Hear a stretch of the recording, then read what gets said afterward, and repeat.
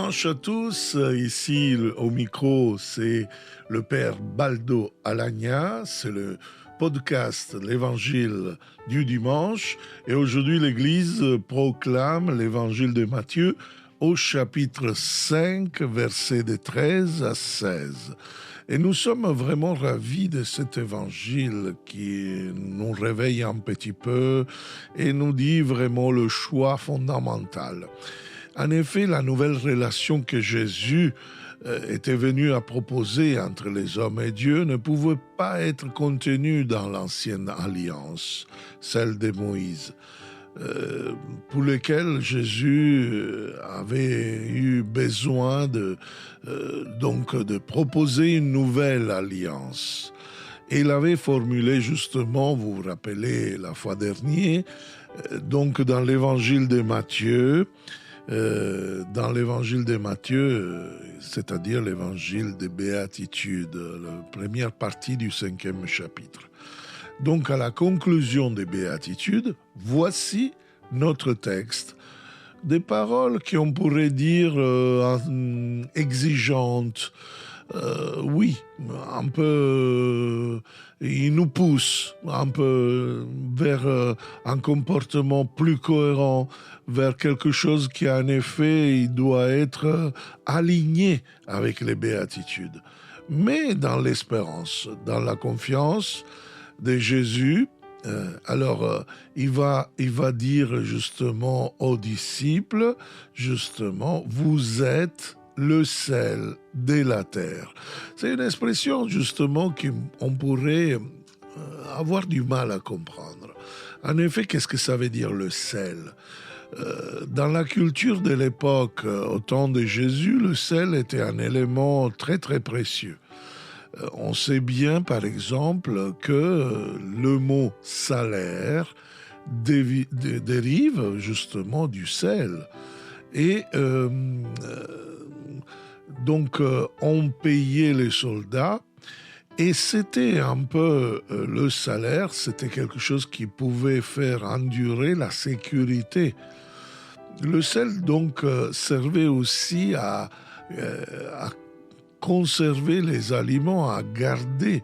Donc, un symbole physique, matériel, ou sinon transfiguré au niveau symbolique, du fait que le sel, il garde, il conserve bien, il endure, on dirait, d'un point de vue figuré.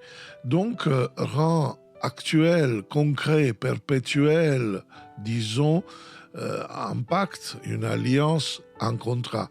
Alors quand on faisait à ce temps-là un pacte, un contrat entre deux personnes, on a plusieurs historiens qui racontent qu'on mettait un peu de sel dans la main ou sinon on mettait du sel dans le contrat. Et voulait dire que ce contrat a une valeur pour toujours. Alors Jésus, à ses disciples, après avoir proclamé les béatitudes, il dit « Vous êtes le sel de la terre », c'est-à-dire avec votre fidélité à ce programme, vous le faites voir actuel, concret et perpétuel. Mais attention, Jésus va dire comment. Et voilà l'exigence. Mais si le sel devient fade, en effet, oui, vu qu'on a voulu laisser mettre le mot fade en connexion avec le sel, c'est logique. Mais en effet, si nous regardons le texte grec de l'évangile de Matthieu, chapitre 5, dans ce verset 13, nous voyons justement qu'il va utiliser l'évangéliste Matthieu le verbe devenir fou. Voilà, c'est un verbe un peu qui peut sembler un peu comme ça, mais c'est vraiment important parce que, si vous voulez, c'est vraiment le verbe qui nous dit que les personnes qui, en effet, ils lâchent ce contrat, ils deviennent fous. Parce que ce terme, Jésus va l'utiliser dans l'autre passage, la parabole de l'homme fou qui va construire sa maison et à la place de le construire sur le rocher, avec des fondements assez solides, le construit au rivage, sur la mer, sur la sable, et donc arrive la tempête et la maison est emportée. Voilà la folie. Donc, l'image de devenir fou est celui qui écoute les paroles du Seigneur, mais ne met pas tout ça en pratique et donc n'est pas pour toujours. Donc, Jésus fait une admonition, si vous voulez, à ses disciples sur l'exigence de pas simplement proclamer les béatitudes, mais les vivre, les accueillir, les écouter, les mettre en pratique. Sinon, on va devenir des fous. Voilà le sel qui devient fou. On ne le dit pas pour le sel, on le dit pour les personnes, mais c'est un peu ça qui dit Jésus. Alors, avec quoi on le rendrait salé? Il n'y a plus de possibilités. Et attention, Jésus va dire encore des choses encore plus fortes. Il ne vaut plus rien. On le jette dehors, il est piétiné par les gens. Waouh! Donc, c'est Jésus, justement, qui va nous dire que ce sel, ça va être complètement piétiné par les hommes. C'est comme si les disciples ont une autorité, une dignité, et s'ils ne sont pas fidèles à cette dignité, ne sont pas cohérents à cette dignité, après, ils perdront cette autorité jusqu'à ce que les autres vont devenir leur autorité. Ils vont être piétinés de ce côté-là. Waouh! Donc, c'est presque comme si Jésus disait, si vous n'êtes pas cohérent, vous méritez la dépréciation des personnes, donc, qui donc vont vous critiquer. Et voilà ce qui se passe actuellement dans l'Église à cause de beaucoup d'incohérences de l'Église. Après, l'exigence des disciples est dit en manière positive. Sur le sel, on voit le côté négatif dans le sens du comportement. Maintenant, c'est le côté positif. Vous êtes la lumière du monde. Jésus dit que ses disciples qui accueillent les béatitudes, voici le côté positif, sont la lumière qui illumine le monde. Et il ajoute, ne peut pas rester cachée. Hein? Une ville située sur une montagne ne peut être cachée. Donc, cette ville qui est sur la montagne, qui était la lumière du monde dans la culture israélite du temps de Jésus, c'était Jérusalem, la ville de Dieu. Mais avec Jésus, ce n'est plus une ville, ce n'est plus un temple où les personnes doivent aller, mais une communauté de chrétiens. Ce n'est pas les pierres à être consacrées, mais les personnes, vous voyez, qui doivent porter la lumière là où ils sont les ténèbres. Et continue Jésus, ne s'allume pas une lampe pour la mettre, et l'on n'allume pas une lampe pour la mettre sous le boisseau, on la met sur le lampadaire. Qu'est-ce que c'est le boisseau? Le boisseau est un récipient, un usage au temps de Jésus, qui servait pour mesurer ou recueillir les céréales. Alors Jésus dit que cette lampe ne sert pas, on ne la met pas sous le boisseau, mais on la met sous le boisseau, la lampe perd sa lumière et s'éteint. Donc, on la met sur le lampadaire. Donc comme un candélabre, elle brille pour tous ceux qui sont dans la maison. Donc vous voyez, c'est une image qu'en effet, le boisseau signifie la capacité de la communauté dans la générosité, dans la missionnariété, dans l'évangélisation, donc dans l'annonce, comme dans la charité, dans la générosité, dans le partage. On va le comprendre dans la deuxième partie.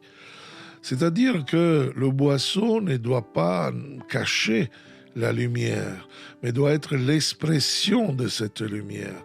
Donc Jésus est en train d'indiquer que on est lumière du monde. Comment? À travers la générosité, le don de sa vie. Et de ce qui on est, de ce qu'on a, de ce que vraiment le trésor que l'Église nous a donné. Donc, c'est comme ça qu'on répond positivement à l'invitation de Jésus qui nous a fait au début du chapitre 5 de Matthieu, avec la proposition d'accueillir la première béatitude, c'est-à-dire heureux les pauvres de cœur. Et continue Jésus. De même que votre lumière brille devant les hommes. Ce n'est plus la lumière de Jésus, c'est la lumière des personnes, votre lumière.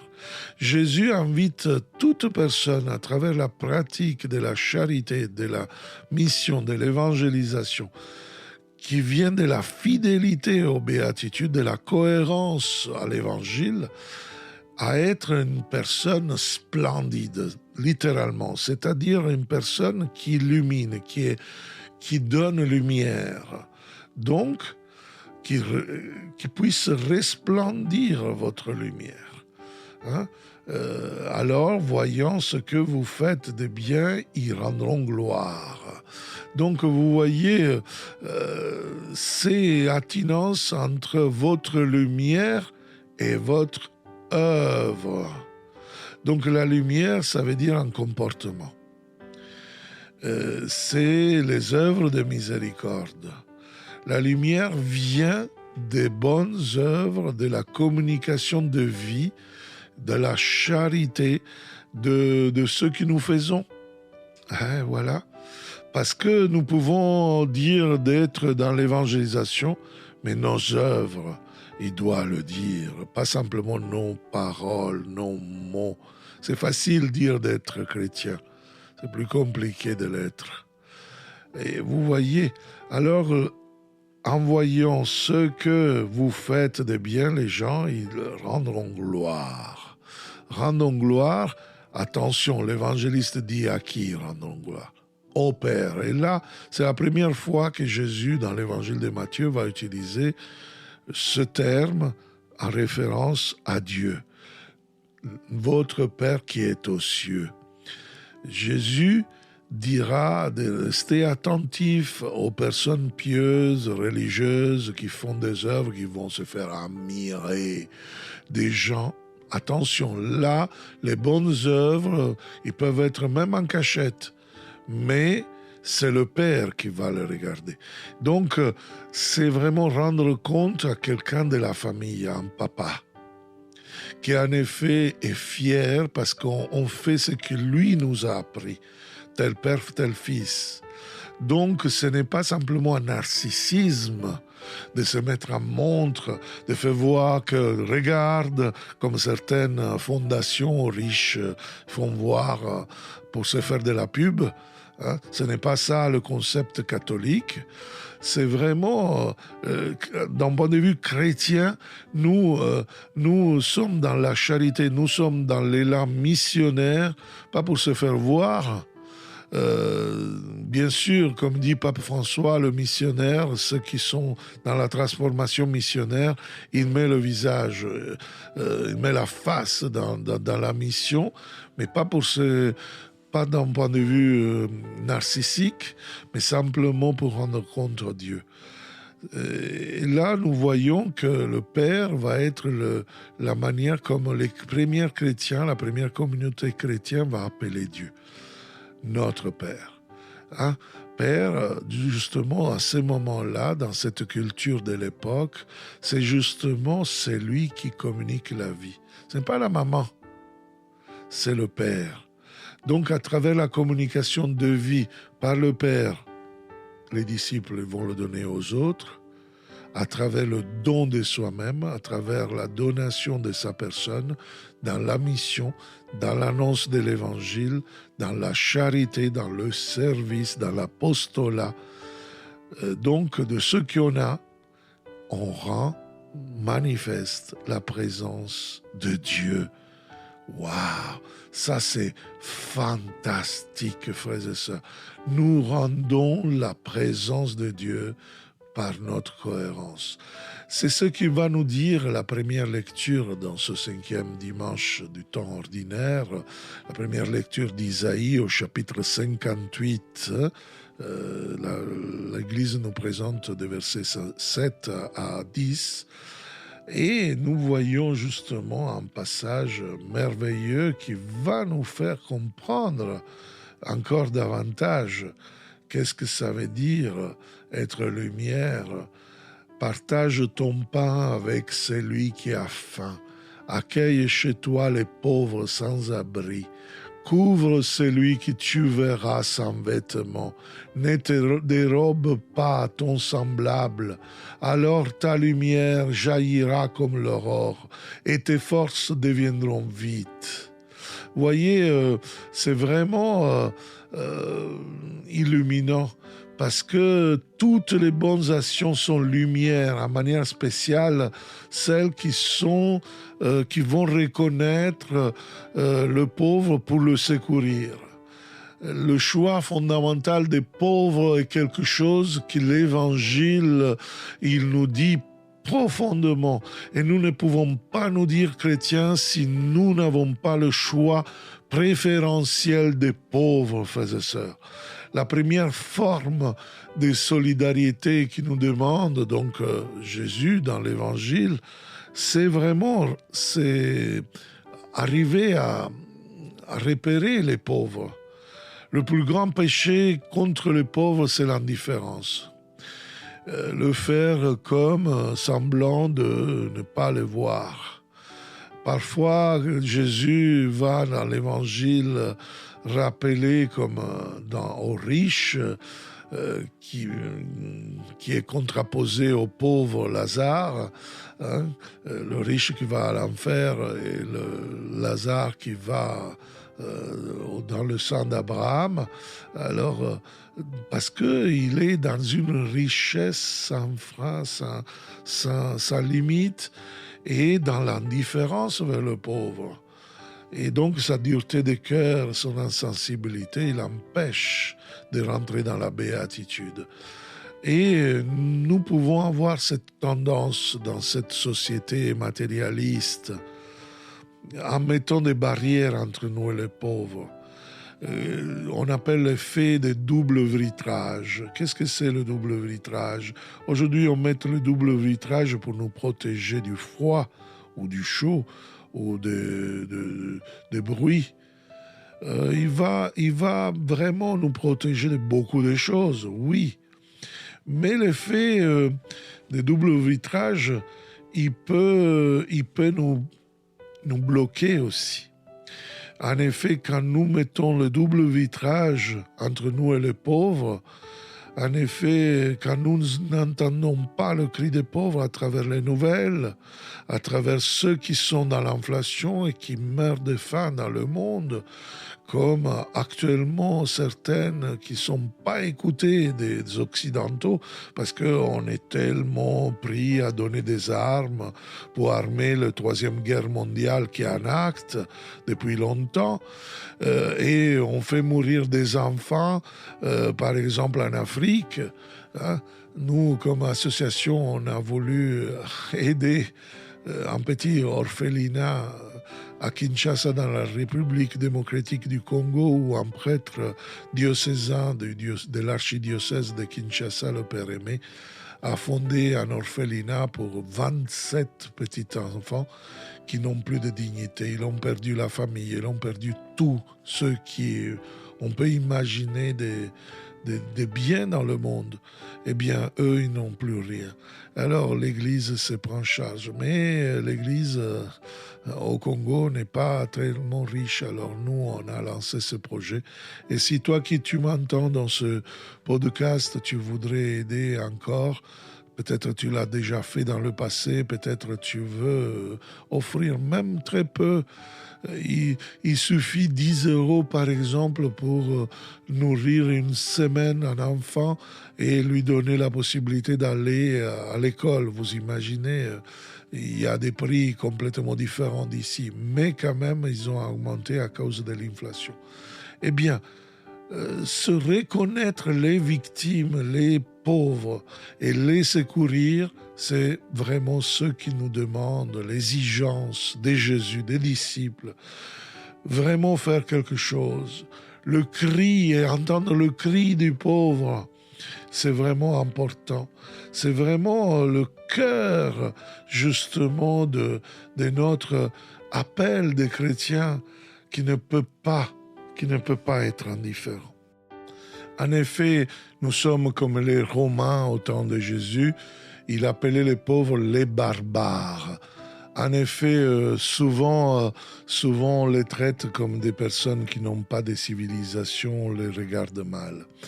Pour conclure ce podcast, moi, je voudrais vous laisser un message très fort en conséquence de cet évangile, avec les derniers instants de philosophes et mathématiques, théologien très croyant, Blaise Pascal.